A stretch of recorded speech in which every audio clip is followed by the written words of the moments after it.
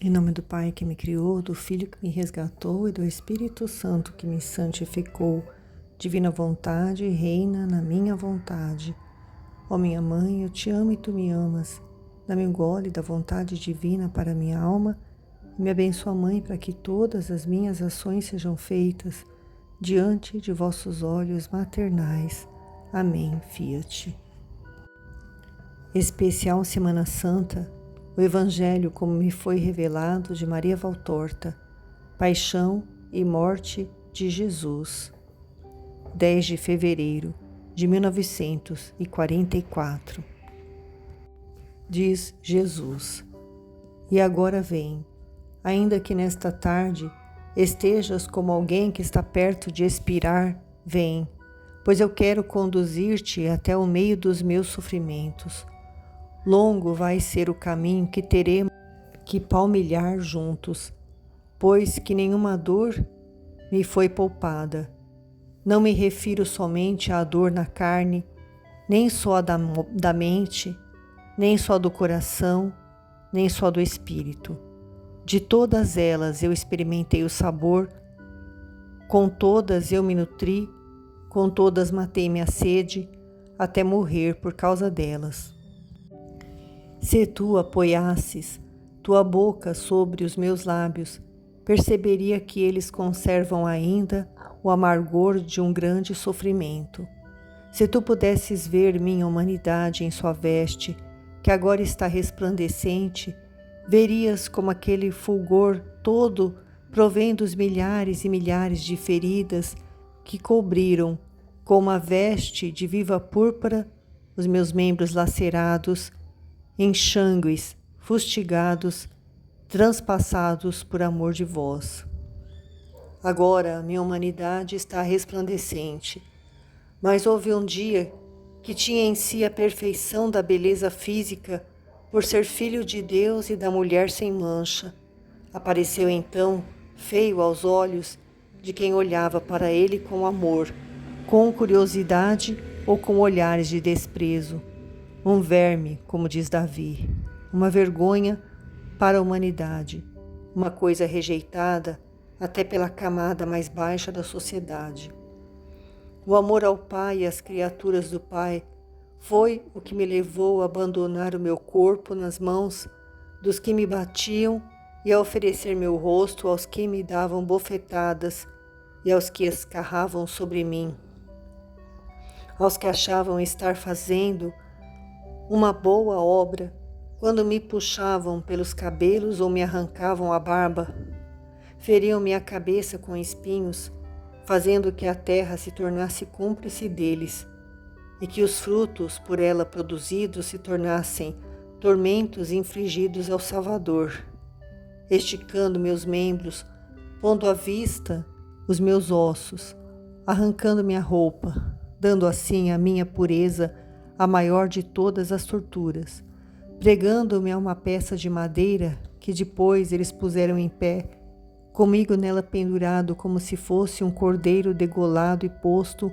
nos ganchos de um açougueiro, e berrando ao redor de mim, agonizante, como acontece com um bando de lobos famintos aos quais o cheiro do sangue os faz ficar ainda mais ferozes.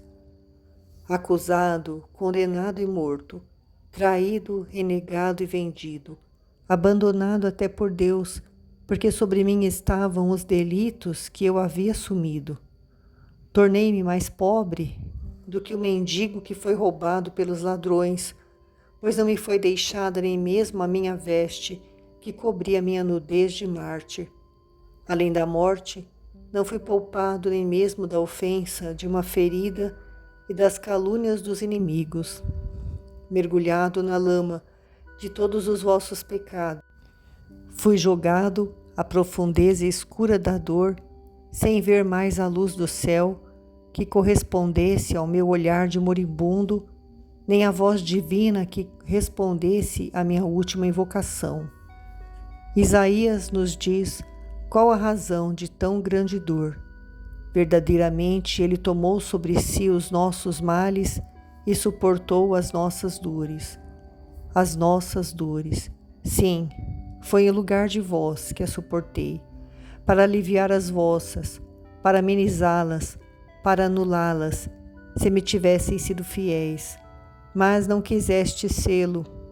E com tudo isso, que foi o que eu ganhei, vós olhastes para mim como para um leproso, um castigado por Deus. Sim, estava sobre mim a lepra dos vossos infinitos pecados, estava sobre mim como uma veste de penitência, como um cilício. Mas como é que não vistes Deus, que brilhava na luz de sua infinita misericórdia, com aquela veste posta sobre sua santidade em vosso favor? Coberto de chagas por causa de nossas iniquidades, transpassado pela nossa perversidade, como diz Isaías, que com seus olhos de profeta viu o Filho do Homem transformado em uma ferida para curar a ferida dos homens. Quem dera houvesse feridas só em minha carne. O ponto em que mais me feristes foi no sentimento e no espírito. Tanto de um como do outro, vós fizestes objeto de vosso desprezo e alvo de vossos ataques. Me golpeastes na amizade que eu vos havia oferecido através de Judas, na fidelidade que eu esperava de vós através de Pedro, que me renegou, na gratidão por meus benefícios por meio daqueles que me gritavam que ele morra, depois que eu os havia ressuscitado de tantas doenças, através do amor, pela dor infligida à minha mãe, através da religião, declarando-me um blasfemador contra Deus, eu que pelo zelo da casa de Deus me havia colocado nas mãos do homem, ao encarnar-me, sofrendo durante a minha vida inteira e abandonando minha ferocidade humana, sem dizer nenhuma palavra, sem deixar escapar nenhum lamento. Teria bastado um olhar meu para reduzir a cinza tantos acusadores e os juízes como os carrascos, mas eu tinha vindo voluntariamente para consumar o sacrifício e como um cordeiro, pois eu era o cordeiro de Deus e continuo a sê-lo eternamente. Deixei-me levar para ser despojado e morto, e para fazer de minha carne a vossa vida. Quando fui levantado na cruz, eu já estava acabado pelos sofrimentos sem nome, com todos os nomes. Eu comecei a morrer desde Belém, ao ver a luz da terra tão cheia de angústia e diferente para mim, que era o vivente do céu. Continuei a morrer na pobreza, no exílio, na fuga, no trabalho, na incompreensão, nas torturas, nas mentiras, nas blasfêmias. Foi isso que o homem deu a mim, que tinha vindo para uni-lo a Deus. Maria, Valtorta, olha para o teu Salvador. Ele não é branco em sua veste, nem louro em sua cabeça. Não tem aqueles olhos de safira que tu já conheces. Sua veste está vermelha por causa do sangue, rasgada e coberta de imundícies e de escarros. Seu rosto está inchado e torturado. Seu olhar está coberto pelo sangue que escorre e pelo pranto. Está olhando para ti através desta crosta e da poeira que pesa sobre as pálpebras. Está vendo as minhas mãos. As duas já estão feridas e esperando a última ferida. Olha, pequeno João, Jesus chama Maria Valtorta de pequeno João, como me olhou o teu irmão João. Atrás de mim, por onde eu passei, há rastros cheios de sangue. O suor que ainda ficou da agonia do horto faz escorrer o sangue das feridas feitas pelos flagelos. A palavra sai com um hálito já cansado de um coração que está morrendo por uma tortura que nem tem nome, dos lábios secos e machucados. De agora em diante, me verás muitas vezes assim. Eu sou o rei da dor e virei falar-te da minha dor com a minha veste real.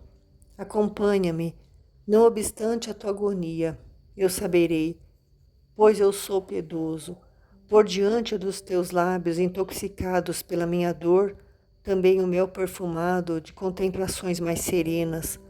mas por enquanto deves ter preferência por estas de sangue, porque por esta tu tens a vida, e com elas levarás outros à vida.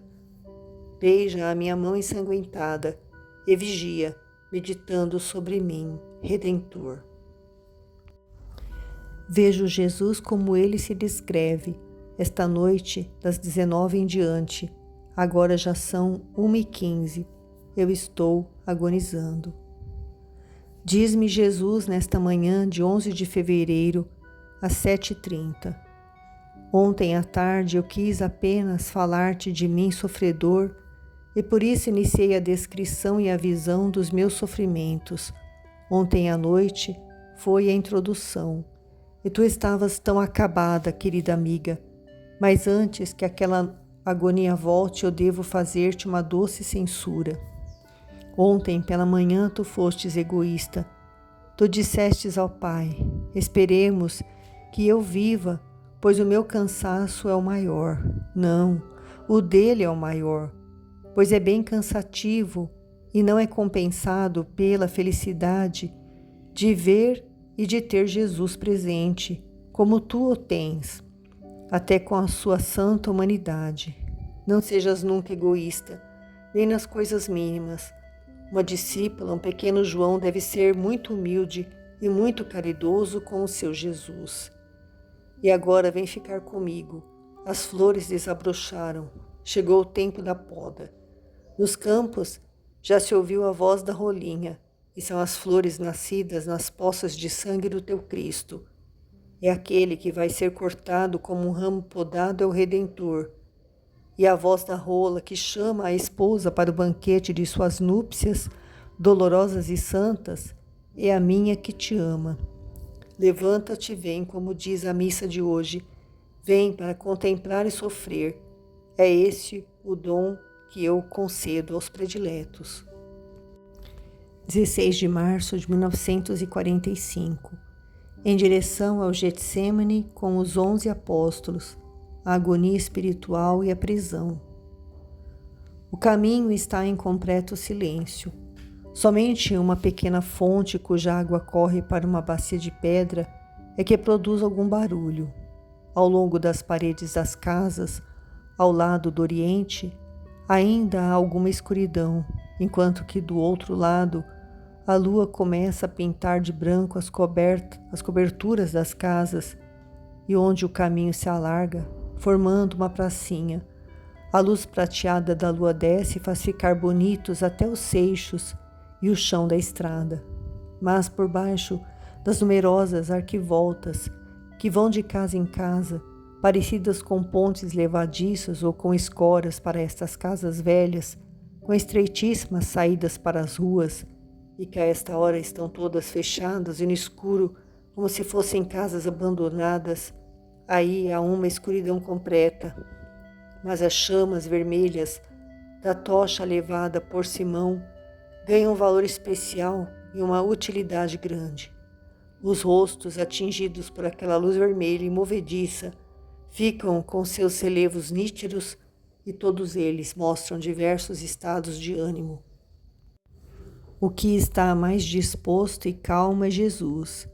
Mesmo se uma grande fraqueza o faça parecer envelhecido, assinalando com traços que ele por natureza não tem, que já fazem aparecer as futuras feições de seu rosto depois da morte. João, que está ao lado dele, dirige um olhar espantado e compassivo a tudo que está podendo ver. Ele parece um menino que ficou aterrorizado com alguma história que ouviu contar ou por alguma ameaça amedrontadora e que pede a ajuda de quem sabe mais do que ele. Mas o que poderá ajudar?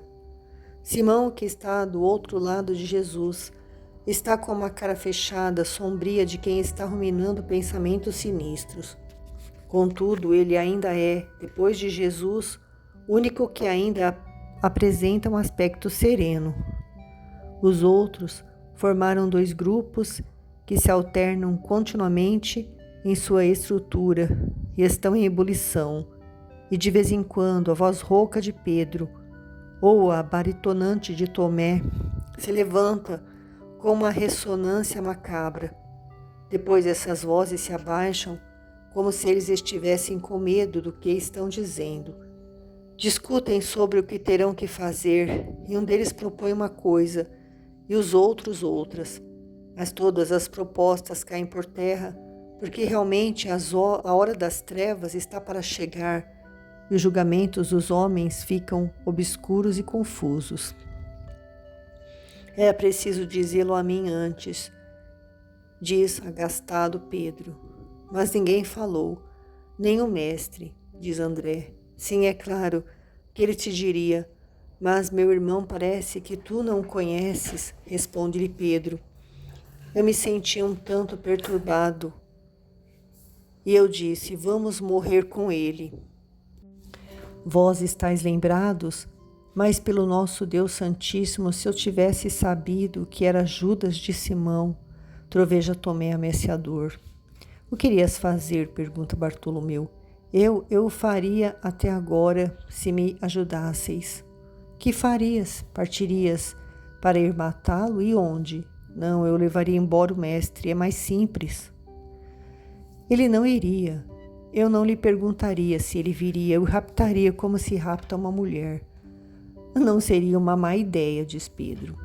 E impulsivo como ele é, vai lá para trás, se intromete no grupo dos 2 filhos de Alfeu que com Mateus e Tiago estão conversando em voz baixa como uns conjurados. Escutai, Tomé fala em levar embora Jesus, nós todos juntos, e se poderia do Getsêmane por Betfagé, iríamos a Betânia e de lá para qualquer outro lugar. Vamos fazer assim? Uma vez posto a salvo o mestre, voltamos e acabamos com Judas. Inútil, todo Israel é uma armadilha, diz Tiago de Alfeu. E a hora está para chegar, já se sabia disso.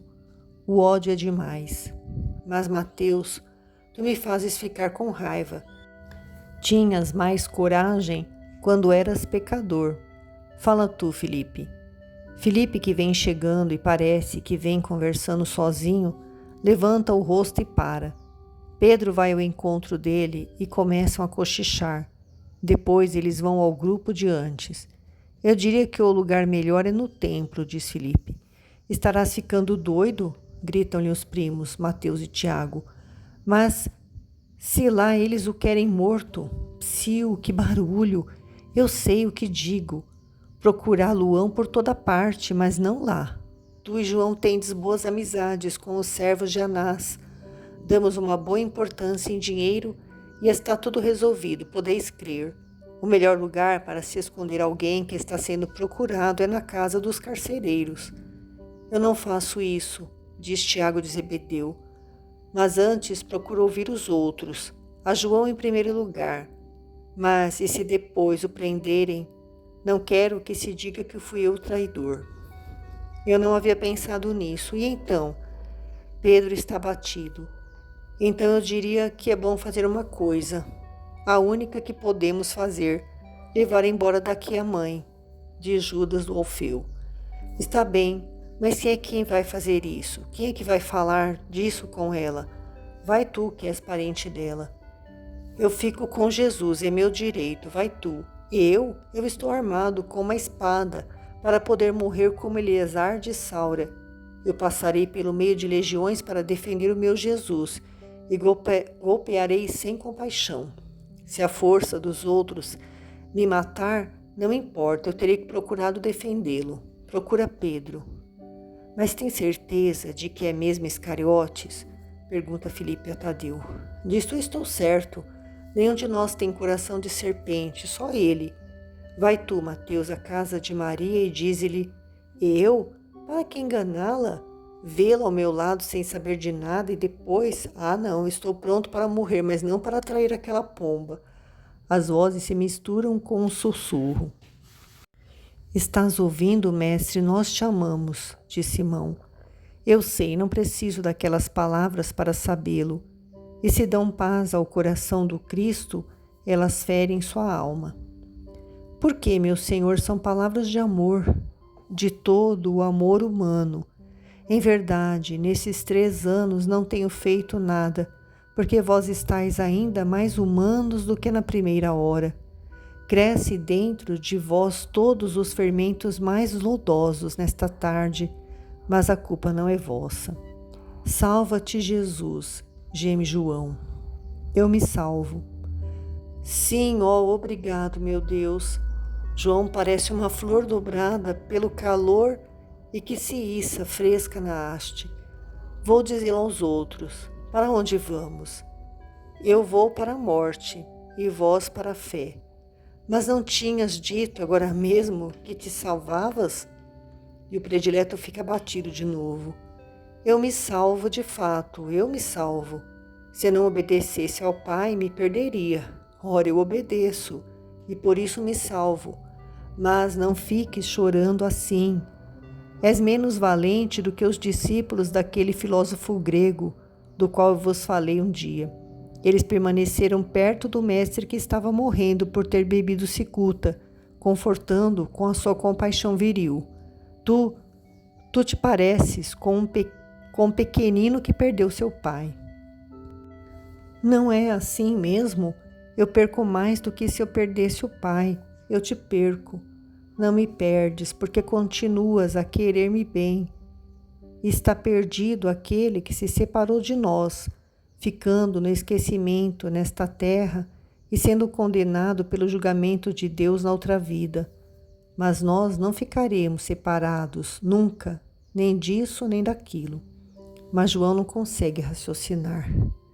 Simão vai ficar mais perto de Jesus e lhe diz em voz baixa: Mestre, eu e Simão Pedro esperávamos poder fazer algo de bom, mas tu, que tudo sabes, diz-me, daqui a quantas horas é que espera ser capturado? Quando a lua mal tiver chegado ao alto do seu arco.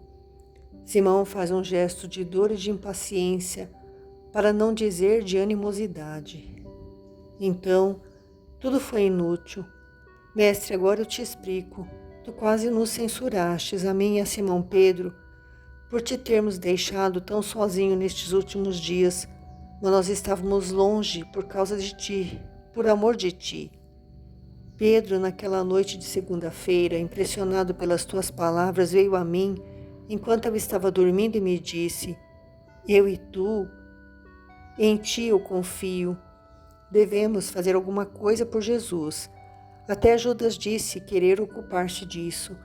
Ó, porque não entendemos naquela hora. Por que não nos dissestes nada? Agora diz-me, não dissestes nada a ninguém mesmo? Talvez o tenhas compreendido só nestas últimas horas? Eu sempre soube disso, mesmo antes que ele estivesse entre os discípulos. E para que o seu delito não fosse perfeito, tanto do lado divino como do humano, procurei por todos os meios afastá-lo de mim. Aqueles que querem que eu morra são os carrascos de Deus. E este meu discípulo e amigo é o carrasco do homem. O meu primeiro carrasco, porque já me matou com o esforço que eu faço para tê-lo ao meu lado à mesa, e por ter que protegê-lo e a mim mesmo contra vós. E ninguém sabe disso? João, eu lhe disse no fim da ceia, mas que foi que fizestes? E Lázaro? Será que Lázaro não sabe de nada?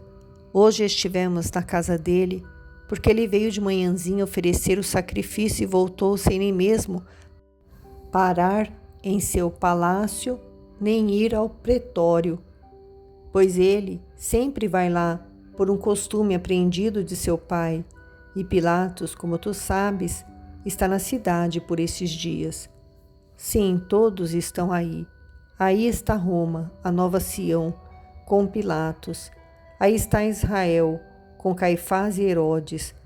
Aí está toda Israel, porque a Páscoa reuniu os filhos deste povo aos pés do altar de Deus. Tem visto Gamaliel? Sim. Por que esta pergunta? Devo tornar a vê-lo amanhã? Gamaliel, nesta tarde, está em Betfagé. Eu sei disso. Quando tivermos chegado a Betfagé, tu irás a Gamaliel e lhe dirás: daqui a pouco terás o sinal que vens esperando há 21 anos, e nada mais. Depois voltarás aos teus companheiros. Mas como sabes disso, ó mestre meu, pobre mestre, que não tens o conforto de deixar de conhecer as obras dos outros? Dizes bem, o conforto de ignorar. Pobre mestre, porque são mais as más obras do que as boas, mas eu vejo também as boas e me alegro com elas. Então tu sabes que, Simão, chegou a hora de minha paixão, e para torná-la mais completa, o Pai me retira a luz aos poucos, à medida que ela se aproxima. Daqui a pouco só terei trevas e a contemplação do que são as trevas, isto é, de todos os pecados dos homens. Tu não sabes, vós não podeis entender. Ninguém a não ser quem for chamado por Deus para alguma missão especial compreenderá esse sofrimento dentro do grande sofrimento que é a paixão. E visto que o homem é material, tanto no amar como no meditar, haverá quem chore e sofra pelas pancadas por mim recebidas, pelas torturas do Redentor, mas não medirá esta tortura espiritual, que acreditai, vós que me ouvis, será a mais atroz de todas. Fala então, Simão, guia-me pelas sendas por onde a tua amizade por mim te levou, pois eu sou um pobre, porque já vai ficando cego e que vê fantasmas, não coisas reais. João o abraça e pergunta: não é possível, não enxergas mais o teu João? Eu estou te vendo, mas os fantasmas surgem dos nevoeiros de Satanás, visões de incubos e de dor. Nesta tarde, estamos todos envolvidos nesse miasma do inferno. Em mim ele procura achar vileza, desobediência e sofrimento. Em vós ele criará desilusão e medo. Aos outros que não são nem medrosos nem delinquentes, ele dará delinquência e timidez. A outros que já são de Satanás, ele dará uma perversão sobrenatural. Eu digo assim, porque a perfeição deles no mal será tal que superará as possibilidades humanas e chegará à perfeição, que é sempre sobre-humana. Fala, Simão. Sim, desde terça-feira nada mais fazemos do que andar a fim de saber para prevenir e para procurar ajuda. E que foi que conseguistes fazer? Nada, ou muito pouco. E o pouco será nada quando o medo paralisar os corações. Eu cheguei até a dar um esbarrão em Lázaro. É a primeira vez que me acontece. Esbarrei nele porque ele estava me parecendo inerte. Ele poderia agir, ele é amigo do governador e sempre é o filho de Teófilo.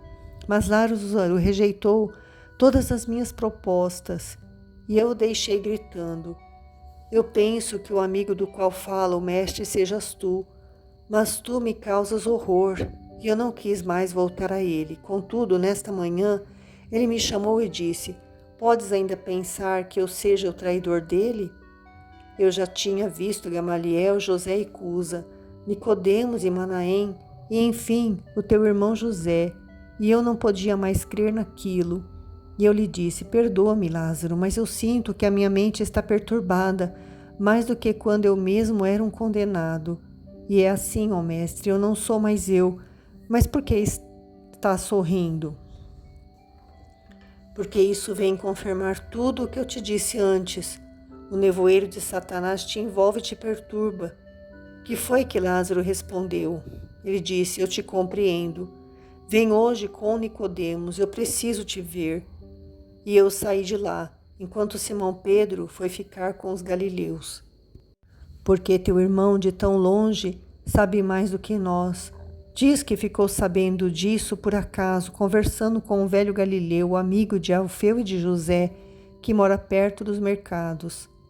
Ah, sim, é um grande amigo da casa. Ele está lá com Simão e as mulheres. Lá está também a família de Caná. Eu vi Simão. Está bem, José.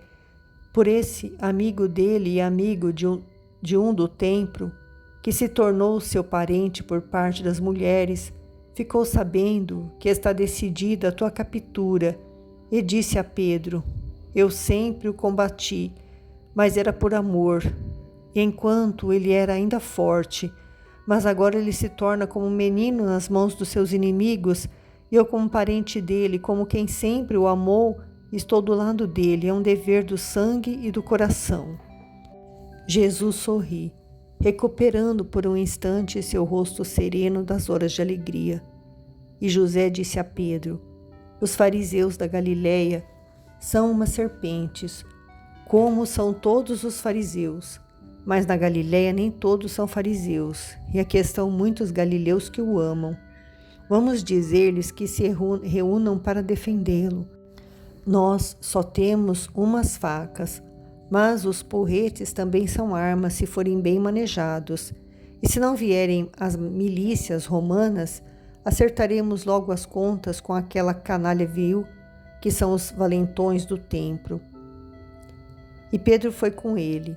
Enquanto isso, eu ia indo para a casa de Lázaro em companhia de Nicodemos. Nós havíamos decidido persuadir Lázaro a ir conosco e abrir a casa dele para ficar contigo, mas ele nos disse: eu devo obedecer Jesus e ficar aqui sofrendo o dobro. É verdade? É verdade, eu lhe dei esta ordem. Mas ele me entregou as espadas, são duas, uma para mim e a outra para Pedro. Também Cusa queria dar-me espadas, mas que valem 2 pedaços de ferro contra o mundo todo? Cusa não pode crer que seja verdade tudo o que tu dizes. Jura que ele não sabe de nada e que na corte o que todos estão pensando é em aproveitar a festa? Vai ser uma folia, como de costume. Tanto é assim que ele disse a Joana que se retirasse para uma de suas casas na Judeia, mas Joana quer ficar aqui, fechada em seu palácio, como se estivesse ausente. Mas ela não sai daqui. Como ela, estão Plautina, Ana, Nique e 2 damas romanas na casa de Cláudia. Estão chorando, rezando e fazendo que os inocentes rezem. Mas agora não é tempo de rezar, o tempo é de sangue. Eu percebo que se volta a viver os zelotes e ardo em desejos de matar para tirar vingança. Ó Simão, se eu quisesse fazer-te morrer maldito, não te teria tirado da desolação. Jesus está muito sério. Ó, perdão, mestre, perdão, estou como um ébrio, um delirante. E Manaém, o que é que diz? Manaém diz que não pode ser verdade e que se eu o fosse, ele te acompanharia até no suplício. Como todos vós confiais em vós mesmos, quanta soberba há no homem. E Nicodemos e José, que é que eles sabem? Nada mais do que eu. Há tempo, em uma assembleia, José se pôs a discutir com os do Sinédrio, porque os chamou de assassinos, pois eles queriam matar o inocente, e disse: tudo é ilegal aqui dentro, e é correto o que ele diz. A abominação está na casa do Senhor. O altar vai ser destruído porque foi profanado. Não o apedrejaram porque é ele, mas desde então não o informaram de mais nada. Somente Gamaliel e Nicodemos continuaram amigos dele, mas o primeiro deles não diz nada, e o segundo, nem ele nem José foram convocados para o Sinédrio para as decisões mais importantes. E o Sinédrio passa a reunir-se legalmente num ou no outro lugar, e em horas diferentes, por medo deles e de Roma. Ia me esquecendo. Os pastores, também eles estão com os galileus, mas somos poucos. Se Lázaro tivesse querido ouvir-nos e tivesse ido ao pretor, mas ele não nos atendeu. Isto foi o que fizemos, e fizemos muito e nada. Eu estou tão humilhado que gostaria de ficar andando pelos campos, uivando como um chacal, embrutecendo-me em orgias, matando como a um bandido, contanto que eu pudesse tirar da cabeça esse pensamento, que é de todo inútil, como diz Lázaro e como disse José, Cusa, Manaém, Gamaliel. Zelotes nem parece mais ser ele mesmo. Que foi que o Rabi disse? Ele disse: eu não sei exatamente quais são os propósitos de Caifás, Mas eu vos digo que somente pelo Cristo é que vem sendo profetizado tudo o que dizeis. Mas como eu não admito que esse profeta seja o Cristo, não vejo por que agitar-nos. Irá morrer um homem bom, amigo de Deus, mas de quantos semelhantes a ele Sião já não bebeu sangue? E visto que nós insistimos sobre a tua natureza divina, ele teimosamente repetiu: quando eu vir o sinal, acreditarei. E prometeu abster-se de votar sobre tua morte e até, se for possível, a persuadir os outros a não te condenarem. Isto e nada mais. Ele não crê, não crê. Se pudéssemos chegar ao dia de amanhã, mas tu dizes que não, então o que faremos nós? Tu irás à casa de Lázaro e procurarás trazer contigo todos os que puderem, e não só dos apóstolos, mas também dos discípulos que achares vagando pelos caminhos do campo. Procura ver os pastores e dá-lhes esta ordem: a casa de Betânia hoje, mais do que nunca a casa de Betânia, a casa da boa hospitalidade. Aqueles que não têm coragem de enfrentar o ódio do povo todo, que vão refugiar-se lá. Mas nós não te deixaremos. Não vos separareis uns dos outros. Separados não sereis nada. Unidos ainda sereis uma força. Simão, promete-me isso. Tu és pacato, fiel, tens palavras convincentes e influência até sobre Pedro. E tens uma grande obrigação para comigo. É a primeira vez que eu te faço lembrar isso para impor-te a obediência. Olha, chegamos ao Cedron. Dali é que subistes até mim, ainda leproso, e dali saíste purificado. Por aquilo que eu te dei, dá-me uma coisa. Dá ao homem aquilo que eu dei ao homem. Agora o leproso sou eu. Não, não digas isso, gemem juntos os dois discípulos. Assim é, Pedro, os meus irmãos serão os mais humilhados.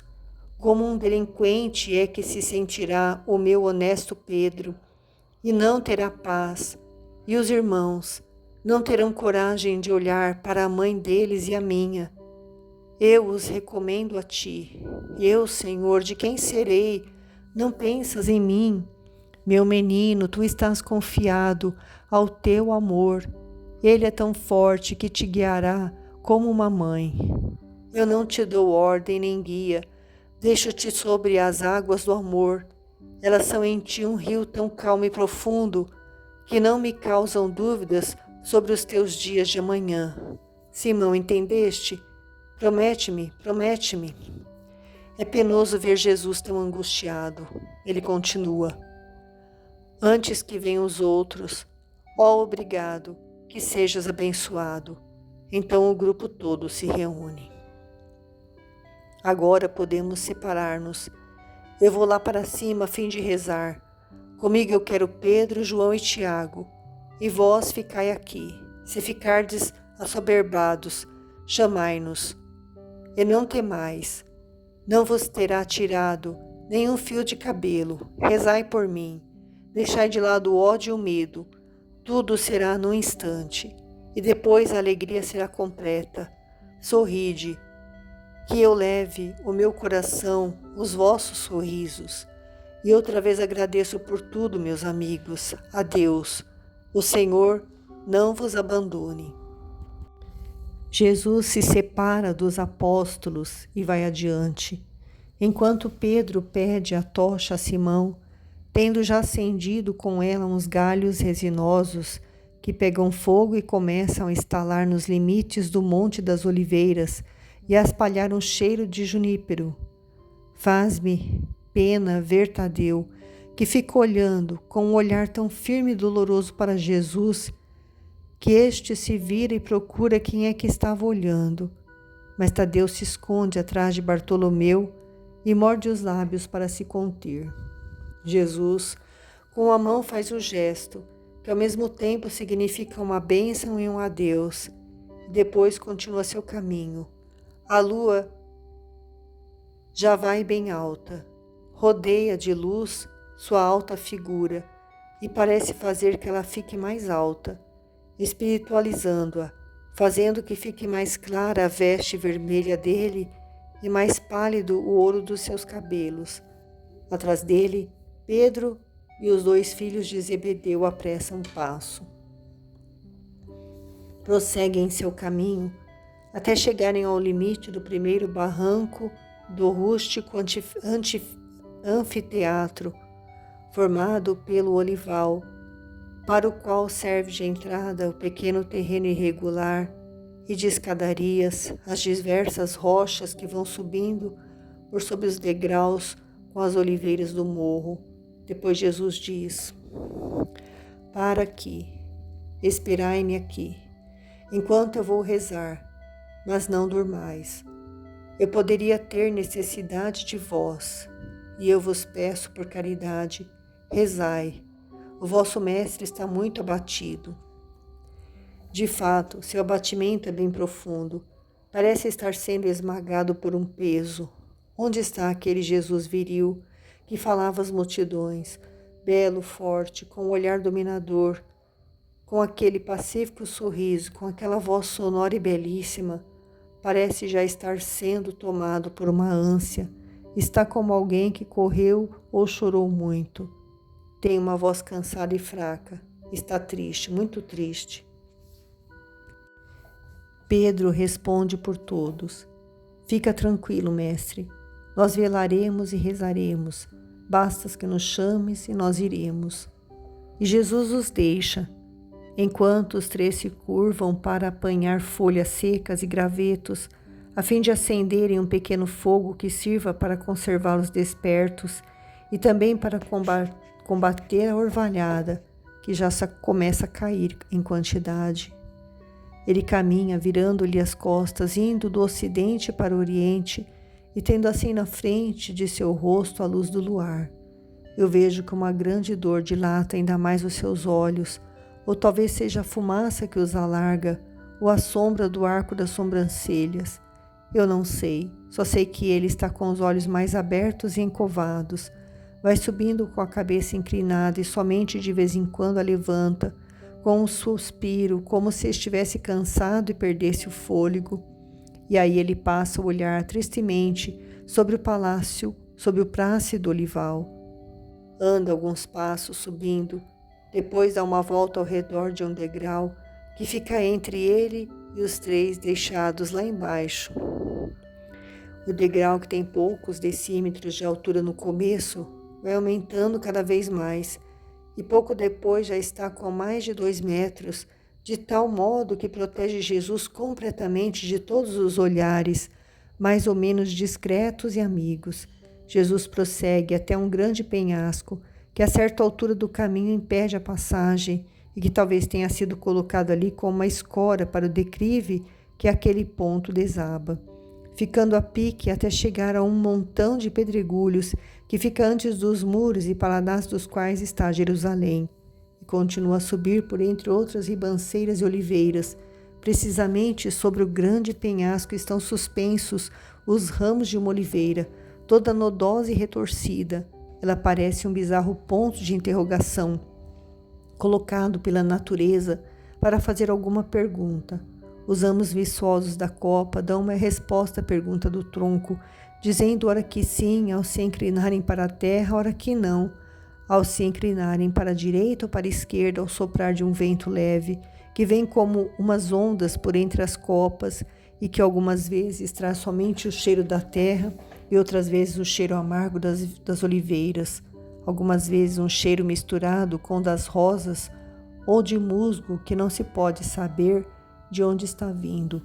Para além do caminho, abaixo dele há outras oliveiras, e uma delas bem abaixo do rochedo, que foi rachado por algum raio que lhe sobreveio, ou desancada, não sei por qual causa, tendo se transformado em 2 troncos que se elevam como as 2 hastes de um grande V em letra maiúscula, e as 2 cabeleiras se mostram de um lado ou de outro da rocha, como se quisessem ver e velar ao mesmo tempo, ou fazer de Penedo uma base de prata cinzenta cheia de paz. Jesus para neste lugar. Não fica olhando para a cidade que está aparecendo lá embaixo, toda branca à luz do luar, mas ele lhe vira as costas, reza com os braços abertos em cruz e com o rosto levantado para o céu. Eu não vejo o seu rosto porque ele está à sombra, tendo a lua quase na perpendicular sobre a sua cabeça, mas também a frondosa ramagem da oliveira, entre ele e a lua, que mal pode filtrar, por entre as folhas, os olhinhos e pequenas agulhas de uma luz que está em contínuo movimento. Ele faz uma longa e ardente oração. De vez em quando dá um suspiro e diz alguma palavra mais clara. Não é um salmo, nem é o Pai Nosso, é uma oração que jorra nascida do seu amor e de sua necessidade. É uma verdadeira conversação com seu Pai. Assim eu entendo pelas poucas palavras que eu consigo ouvir. Tu o sabes, eu sou teu filho, tudo, mas ajuda-me, a hora chegou, eu não sou mais desta terra. Termina toda a necessidade de ajuda por parte do teu verbo. Faze que o homem te satisfaça como Redentor, assim como te foi obediente à palavra. Seja o que tu queres. Para eles eu te peço tua piedade. Será que eu os salvarei? Isso eu te peço. Isso eu quero. Que sejam salvos do mundo, da carne e do demônio. Posso continuar a pedir? É justo o meu pedido, meu Pai. Não peço para mim, peço pelo homem que é a tua criatura e que quis transformar em barro até sua alma. Eu jorro este barro na minha dor e no meu sangue, a fim de que a torne a incorruptível essência do Espírito agradável a ti, e está por toda parte. Ele é o Rei nesta tarde, tanto no palácio real como nas casas, por entre as milícias e no templo. A cidade está cheia dele e amanhã será um inferno. Jesus se vira, apoia as costas no penhasco e cruza os braços. Ele olha para Jerusalém. O rosto de Jesus se torna cada vez mais triste. Ele murmura. Parece de neve, mas ela é toda pecado. Também nela, quantos eu curei. Quanto aí eu falei. Onde estão aqueles que me pareciam fiéis? Jesus inclina a cabeça e olha fixamente o terreno coberto por uma grama curta e brilhante por causa do orvalho. Mas ainda que esteja com a cabeça inclinada, abre os braços, depois os une, conservando-os acima da cabeça e agitando-os assim juntos. Depois ele se encaminha, vira-se para os 3 apóstolos que estão sentados ao redor do pequeno fogo de gravetos. Ele os encontra meio adormecidos. Pedro está encostado a um tronco ao lado das costas, com os braços cruzados sobre o peito, balançando a cabeça, sofrendo os primeiros ataques de um forte sono. Tiago está sentado, como também o seu irmão, sobre uma grande raiz exposta e sobre a qual eles puseram seus mantos para sentirem menos as costas. E com isso tudo, estão menos acomodados do que Pedro, mas estão também eles cochilando. Tiago descansou a cabeça sobre o ombro de João e este pôs a sua sobre o ombro do irmão, como se aquele cochilo estivesse imobilizados naquela posição. Estais dormindo? Não fostes capaz de vigiar nem por uma só hora? E eu sinto tanta necessidade do vosso conforto e de vossas orações. Os 3 estremecem confusos. Esfregam os olhos, murmuram uma desculpa e acusam o esforço de digerir como a primeira causa do seu cochilo. Foi o vinho, a comida, mas agora já vai passar, foi apenas um momento. Nós não tínhamos vontade de falar e foi por isso que caímos no sono, mas agora vamos rezar em voz alta e não acontecerá mais. Sim, rezai e vigiai. Também para vós mesmos tendes necessidade disso. Sim, mestre, nós te obedeceremos. Jesus volta.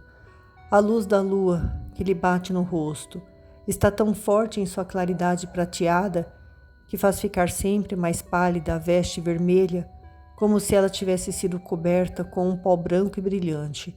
fazendo-me ver o seu rosto desconsolado, cheio de dor, envelhecido. Seus olhos continuam dilatados e parecem embaçados. Sua boca tem um sinal de cansaço. Ele volta ao seu penhasco, ainda mais vagaroso e inclinado. Ajoelha-se apoiando os braços na pedra, que não é plana e que a certa altura tem uma meia concavidade, como se estivesse sido trabalhada assim. E sobre essa curta cavidade nasceu uma plantinha que me parece uma daquelas florzinhas parecidas com pequeninos lírios que eu já vi na Itália, de folhas pequenas, redondas, mas denteadas nas beiras e polpudas, como florzinhas verde escuras. Jesus apoia as mãos perto delas e as florinhas lhe beliscam a face, porque ele apoiou a cabeça sobre as mãos juntas e está rezando.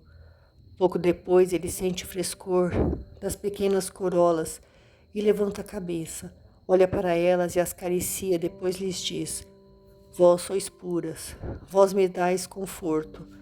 Também na pequena gruta de minha mãe havia destas florzinhas. E elas amava porque dizia: quando eu era pequenina, meu pai dizia: tu és um lírio, pequenino assim e todo cheio do orvalho do céu. A minha mãe, ó minha mãe. Tenho um acesso de choro, com a cabeça sobre as mãos juntas, um pouco afastado por estar sentado sobre os calcanhares. Eu o vejo e ouço chorar enquanto suas mãos apertam os dedos e se atormentam uma a outra. Eu o ouço dizer: também lá em Belém eu os levei a ti, minha mãe, mas estes aqui, quem os irá levar ainda? Depois, ele vai continuar sua oração e meditação. Deve ser bem triste a sua meditação, cheia de angústia mais do que de tristeza, porque para evitá-las ele se levanta, anda para cá e para lá, murmurando palavras que eu não entendo, levantando o rosto, abaixando-o, gesticulando, passando as mãos sobre os olhos, sobre as maçãs do rosto e sobre os cabelos, com movimentos maquinais e agitados, próprios de quem está em grande aflição. Dizer estas coisas ainda não é nada, descrevê-las é impossível, vê-las é tomar parte de sua angústia. Ele faz um gesto para Jerusalém, depois volta a levantar os braços para o céu como para pedir auxílio. Levanta o manto como se sentisse calor, olha para ele. Que será que ele está vendo? Seus dois olhos não estão vendo outra coisa senão sua própria tortura. E nesta tortura tudo serve para aumentá-la, até o manto tecido por sua mãe. Ele o beija e diz: perdão, minha mãe, perdão. Parece que ele está pedindo perdão ao pano fiado e tecido pelo amor de sua mãe, e o veste de novo. Ele está em grande aflição e quer rezar para superá-la, mas com a oração voltam as lembranças, as apreensões, as dúvidas, as saudades. É uma avalanche de nomes, de cidades, de pessoas, de fatos. Não posso acompanhá-lo, porque ele anda depressa e descontinuado. É a sua vida evangélica que passa, toda diante dos seus olhos, e o faz ver também Judas, o traidor. E é tão grande a sua aflição, que para dominá-la ele grita os nomes de Pedro e de João, e diz: agora eles virão. Eles são muito fiéis, mas eles não vêm. Ele chama de novo, parece aterrorizado, como se estivesse vendo quem sabe lá o quê. Foge dali andando rapidamente para o lugar onde estão Pedro e os dois irmãos, e os encontra cômoda e pesadamente adormecidos, ao redor de umas poucas brasas, que já vão morrendo e soltando apenas uns zigue-zagues vermelhos pelo meio das cinzas. Pedro, eu vos chamei já por 3 vezes, que é que estáis fazendo? Estáis dormindo ainda? Não percebeis quanto eu estou sofrendo? Rezai, que a carne não seja vencedora, que ela não vos vença, a nenhum de vós. Se o espírito está pronto, a carne é fraca, ajudai-me. Os 3 vão se despertando lentamente, mas enfim conseguem, e com os olhos lacrimejantes se desculpam. Levantam-se, tendo antes permanecido sentados, e depois põem-se de pé. Mas olha só, murmura Pedro, nunca nos aconteceu uma coisa assim. Deve ter sido mesmo por causa daquele vinho. Ele era forte e também por causa deste frio. Nós nos cobrimos para não senti-lo e de fato eles se haviam coberto com seus mantos até a cabeça. E não vimos mais o fogo nem sentimos mais o frio e foi aí que o sono chegou. Dizes que nos chamaste. Contudo, não me parecia estar dormindo tão profundamente. Vamos, João, vamos procurar nos gravetos, movamos-nos. Isso passará. Fica certo, mestre, de que agora em diante ficaremos de pé. E joga um punhado de folhas secas sobre as brasas e sopra até que uma chama se levante e vai alimentando-a com os ramos de sarça trazidos por João, enquanto Tiago traz um grosso galho de junípero ou de outra árvore semelhante que ele cortou em algum matagal pouco afastado e põe junto com os outros. A chama se levanta alta e alegre, iluminando o pobre rosto de Jesus, um rosto cheio de verdadeira tristeza, que não podíamos olhar sem chorar. Todo o fulgor daquele rosto é anulado por uma canseira mortal. Ele diz: estou em uma angústia que me mata. Oh sim, minha alma está numa tristeza mortal. Amigos, amigos. Mas mesmo que ele não o dissesse, o seu aspecto diria que o dele é o aspecto de quem está morrendo, e no mais angustioso abandono. Parece que cada palavra dele seja um soluço.